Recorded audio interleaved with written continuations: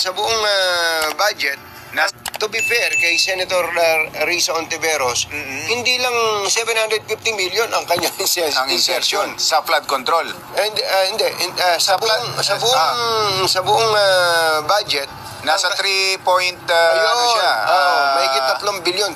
O yan, Hontiveros, may resibo Meron ka pala 3 billion insertion para sa flood control. Huwag ka mag-amnesia, Senador Hontiveros. Kaya hindi kinukontra ni Hontiveros si BBM kahit ang dami ng pagkakamali. Ngayon, Senador Hontiveros, ipaliwanag mo kung saan mo dinala ang 3 billion insertion sa budget, pera ng bayan. 1 billion.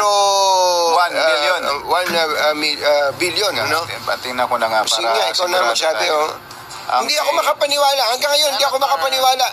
Risa Hontiveros, mga magulang at mga mahal na mga taga-subaybay, ang kanyang kabuuang budget. Saan mo ba nakuha yan? Para sa 2025. Natawagan mo na ba, Yuel? Natawagan mo na ba ito. sa Hontiveros? 3 billion, 3.035 billion.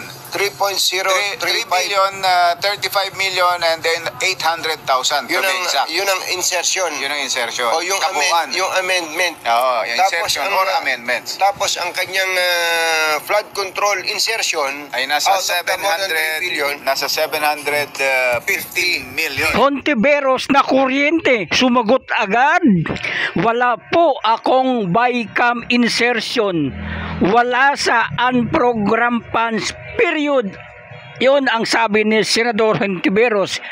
Isa pa, hindi ako pumirma sa bycam at bumoto rin ng no sa controversial na 2025 budget at nananakot pa. Babala. Huwag maniwala sa fake news at maling impormasyon. Lahat ng iminungkahi kong amenda sa budget ay dumaan sa tamang proseso. Yung hindi ka pumirma, palabas na lang yun.